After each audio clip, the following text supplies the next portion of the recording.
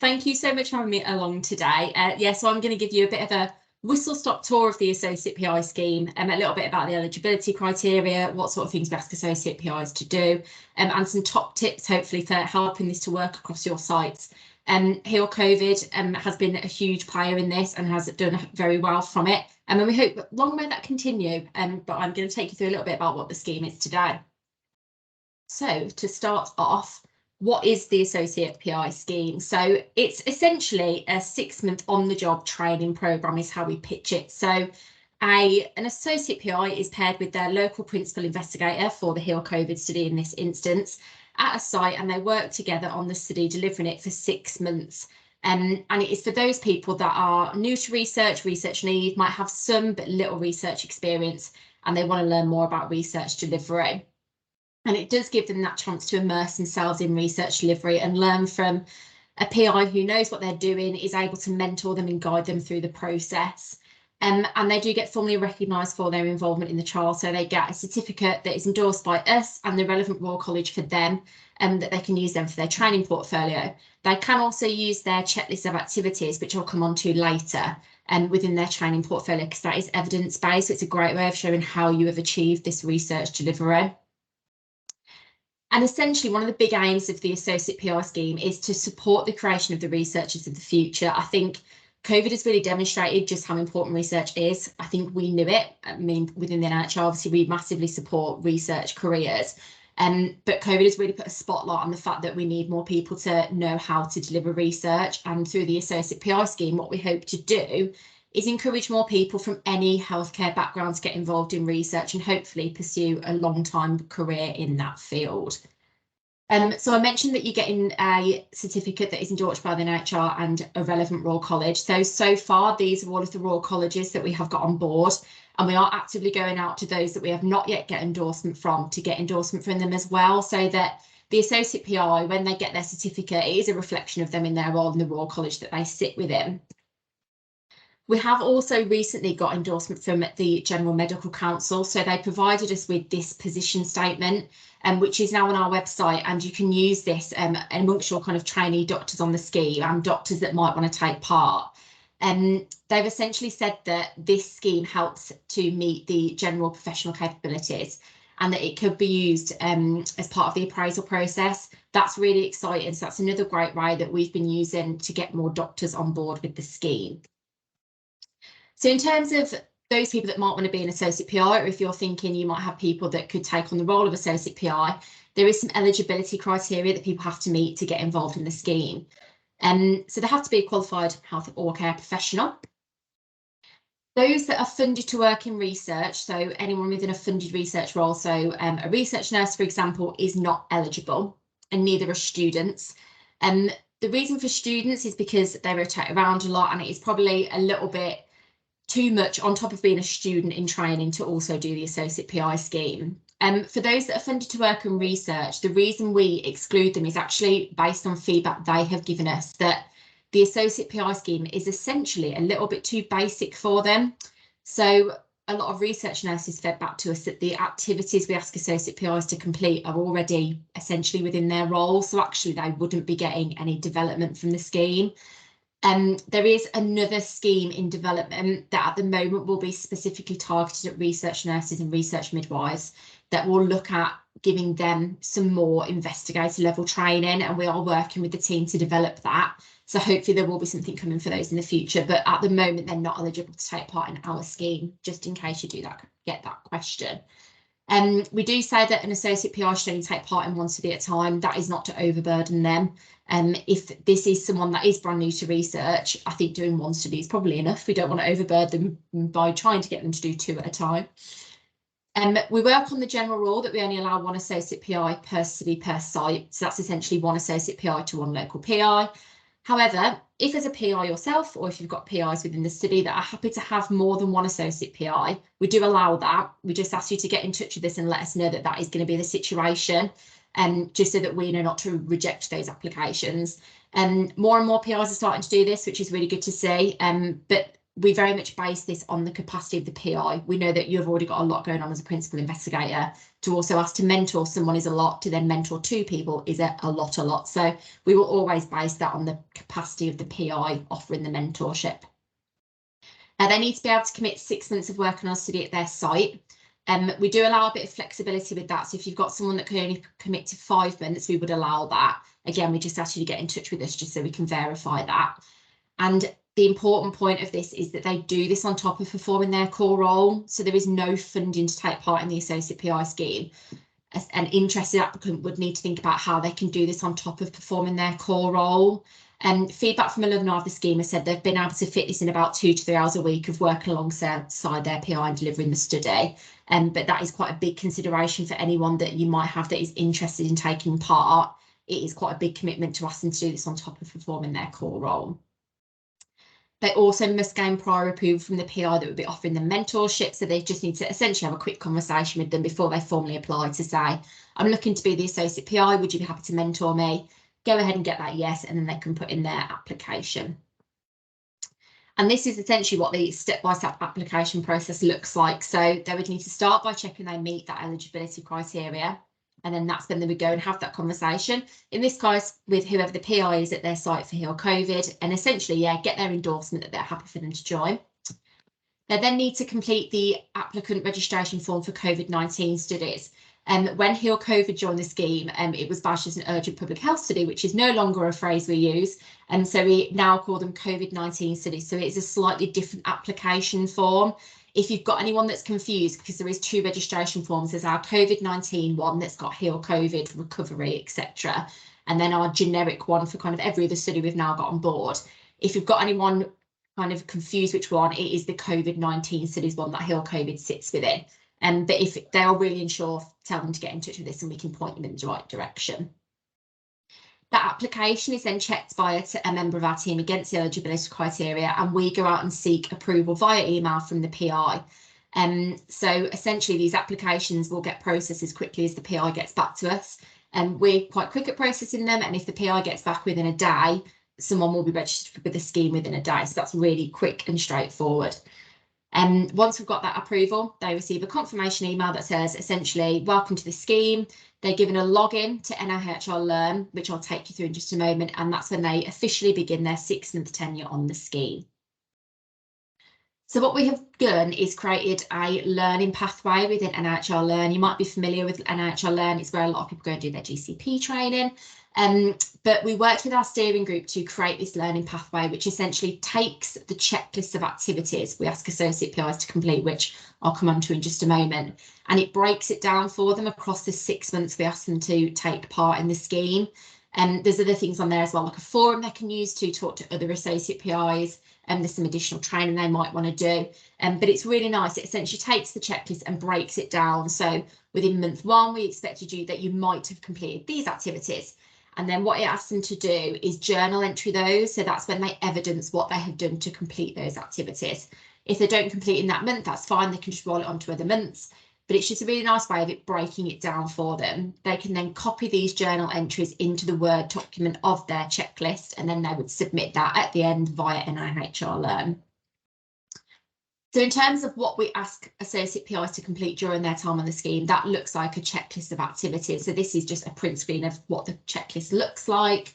And then this is kind of a run through of what those checklist activities are. So within month 1, completing GCP training. If they have already completed GCP, that's fine. They don't have to do it again. And we would expect that everyone within their first month, if they have not, that should be one of the first things they do. I won't go through everything on here, but there's things like doing disseminating to the city local department. That might look like a presentation. Recruitment is one of the big things that we ask Associate PIs to take part in, and has been one of the big benefits for study teams, is that we ask our Associate PIs to get involved in recruitment, which means you get extra pairs of hands to help you with your recruitment. So that's one of the big things we ask Associate PIs to take part in. You might want to sit down as a PI with your Associate PI and try and determine a recruitment target. If you think that would be relevant, but you don't necessarily have to do that. You can just support your Associate PI with their recruitment. Then there's things like deputising for the PI, supporting with getting other members of the team trained, reviewing screening logs, all that sort of thing. And then there is further activities. So some of these activities are additional, they're not mandatory. So things like patient and public involvement activities, for instance, isn't something we mandate, but hopefully you will get a chance to do something like that during your time on the scheme. And then at the end of their 6 months, that is when hopefully they should have completed all of these checklist activities, and that's when they can submit their checklist via NIHR Learn. What I will say is 6 months is kind of what we have said based on feedback from our alumni, that is the correct amount of time to get all these checklist activities done and to really get that chance to properly immerse yourself in research delivery and learn the experience properly. But if you do have some associate PIs that are struggling to get it done in the 6 months for whatever reason, they can get in touch with us and we will offer an extension. And we deal with those on a case-by-case basis, but we don't want anyone missing out on getting that certificate if they just need a little bit longer to complete some of the activities. So if you do have anyone that is worried about completing, please do tell them to get in touch with us and we will grant them an extension. I wanted to take the opportunity to highlight this. So this is our Associate PI Scheme resources page. This is a fairly new page that we have launched. But we've got all sorts of great resources on there that you might find useful to use yourselves or for your associate PIs to use. So we've created toolkits for each of the key stakeholders within our scheme. So we've got one for our associate PIs taking part.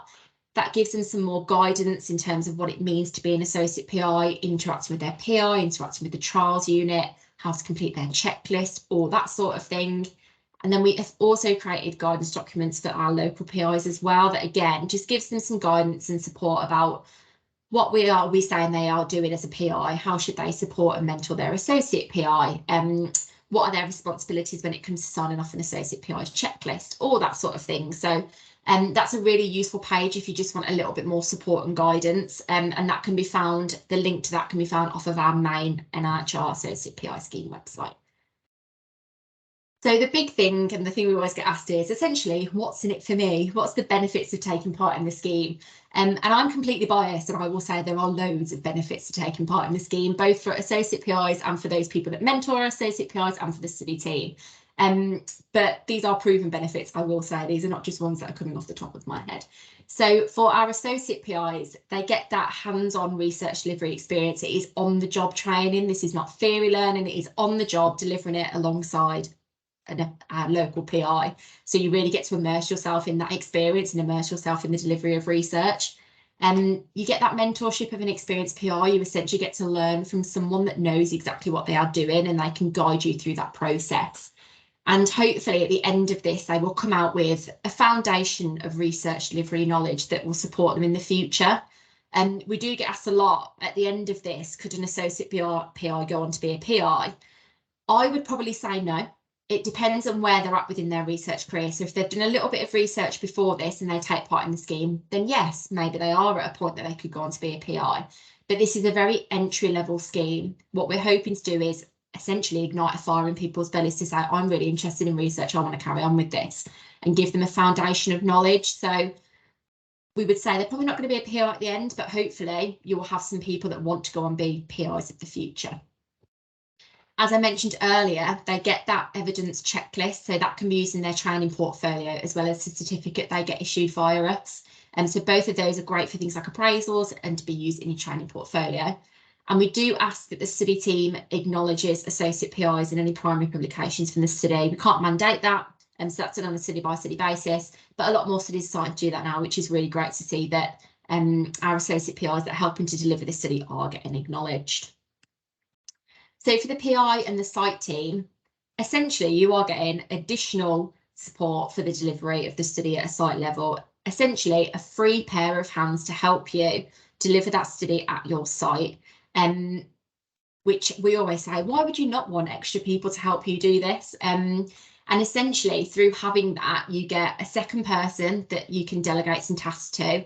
Hopefully towards the end of their time on the scheme, the associate PI will be knowledgeable enough to start deputising for you and taking on some tasks for you, which means you can start to hand over a bit of the burden you have as your PI.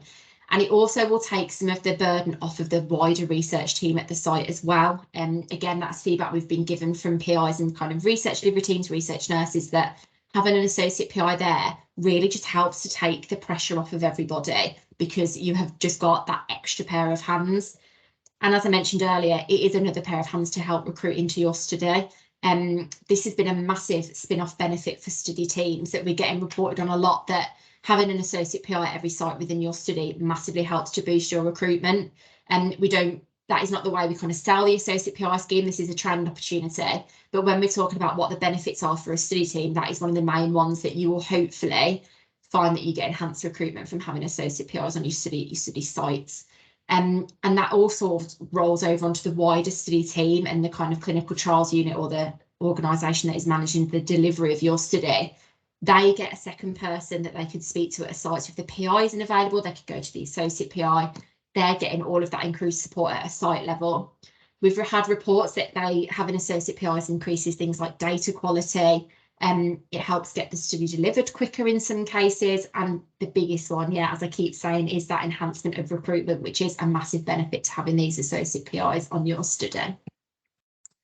So I'm going to give you a little case study now, which is from a surgery study, which I know I shouldn't do.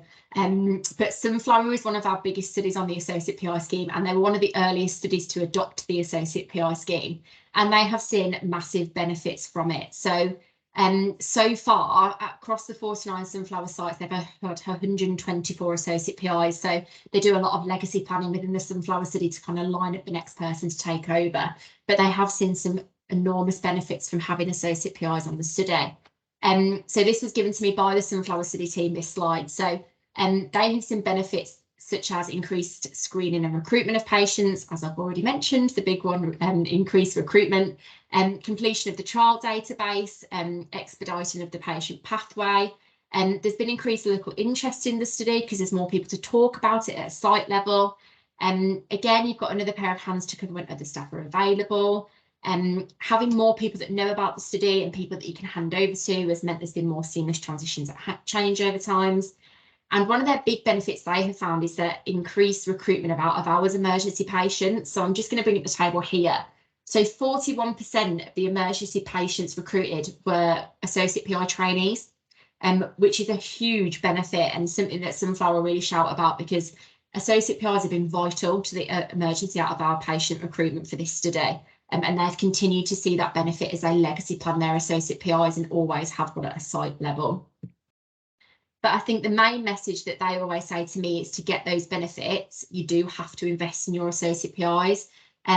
Associate PIs have to drive their own development, and we will always say that, you know, to get your certificate completed, to get the checklist activities completed, it is up to the associate PI. They are there to drive your own development. But I suppose as a study team, for you to see the benefits, you have to invest in those people. So as a PI, you know, you have to really mentor that person. You have to give you all of your knowledge. You have to spend the time with them to support them, and then you will reap the benefits at the end.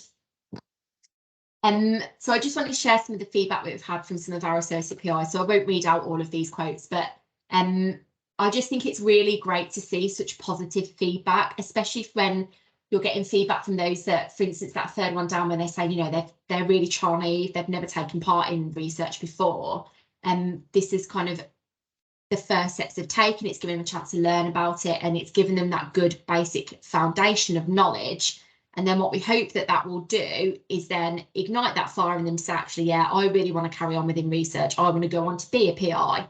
If a nurse has come through the scheme, they might want to go on and think, actually, I'm going to go on and be a research nurse. We just hope to create that wider pool of people that can deliver research at a site level. I think one of our surgery national specialty leads within NIHR recently said that research should be everybody's business. And I thought that was a really great quote. And that's something that we are really trying to push with this scheme, is that research should be part of everyone's day-to-day, part of their role. And we hope that through doing the associate PI scheme, they will want to carry on with their research career. So just to end on some top tips. So utilise the resources available. As I mentioned, visit that resources page. There's some great guidance on there. There's also things like promotional materials you can use. So things like slide decks, videos that we've created, just kind of a 5-minute explaining what the scheme is, flyers that you can use. If there's any other resources as well that you think we haven't got that we should create, get in touch with us and let us know, because we can create those for you. And we're also really happy to come along to any meetings like this to come and talk about the scheme and educate people about what it is, so that we're getting the right messages out there. Invest in your associate PIs. I will keep saying this, but if you invest in your associate PIs, you will reap the benefits at the end of it. This is a great one, and I know that a lot of studies are really doing this, but invite associate PIs to TMGs where possible. If you make them feel like part of the team, invest in them, they will deliver this study for you and they will put their heart and soul into it. Add a standard agenda item of review of your associate PIs at things like your TMG so that engagement is consistently there. That also might help you to consider things like legacy planning as well. If you're constantly reviewing where your associate PIs are at, you might know that one is coming to the end and that it's time to line up the next one. So you've always got that consistent level of support for your study at the site. This is a great one. Every study seems to be doing this, which I love. Creating a WhatsApp group. I imagine the notifications do everybody's heads in if that is constantly binging away. But it's been a great way of everybody connecting within a trial team. We've had really good feedback that having a trial team WhatsApp group and then having the associate PIs within that has really helped to make them feel included. It's helped with things like those transitional handovers. It's just kept everybody up to date with what is going on within the study. And again, it's helped with things like associate PI legacy planning. So I would encourage you, as I said, if you know that an associate PI is coming to the end of their time on the scheme, start having a think of who might want to take that spot over, so that you've almost got that seamless support from an associate PI at your site at all times, and then you can reap the benefits of having an associate PI at all times. Continue to utilise those associate PIs that have completed the scheme. So we do get asked this question a lot about, what do I do now I've completed the scheme, or what can I do with those associate PIs that they kind of haven't left the site, they're going to be staying with us, but they're not officially associate PIs anymore because they've completed. Continue to utilise them. You could utilise them as a mentor for the new associate PI. They could help to mentor them alongside the PI. They could help you with the things like the legacy planning, finding who the next associate PI can be. Continue to utilise them. You know, if that person is going to be at your site for a while, there's no reason why they can't continue to help with the research delivery of the study at the site. They're just not officially the associate PI anymore because they've already completed the scheme. Have things like this. Joe and me have been in touch regularly, and I love it that he gets in touch with me and he told me that you guys have been doing these trial meetings, and you know, you have meetings for your associate PIs. I love that. Again, if you get your associate PIs together, if you invest in them, if you get them talking to each other, if you make them feel like part of the study team, they will push themselves to deliver this study for you, not just through the associate PI scheme, but you know, we've had reports of trial time that their associate PIs going above and beyond because they really do feel like part of the team. So basically, Heal COVID team, keep doing what you're doing because you are the absolute gold standard of delivering this scheme. And I think it's really great to see how much support you get behind your associate PIs. And I'm going to say it again because it is my party line. Invest in your associate PIs as you have been doing. If you invest in them, they will deliver this study, they will put their heart and soul in it, but you are also hopefully going to be investing in the researchers of the future. You never know, your associate PI that has gone and done the associate PI scheme on this study in a year's time might end up being a PI on your next study. We have had that start to happen now, which is great, where associate PIs have gone on and they're now PIs on the study that they were the associate PI on. And if you invest in these people, that is potentially what could happen. And together we could essentially create the research workforce of the future, which I think you all agree is a really worthwhile thing to do. But that is it from me. Thank you so much for having me along today. And yeah, if anyone has got any questions, very happy to answer them.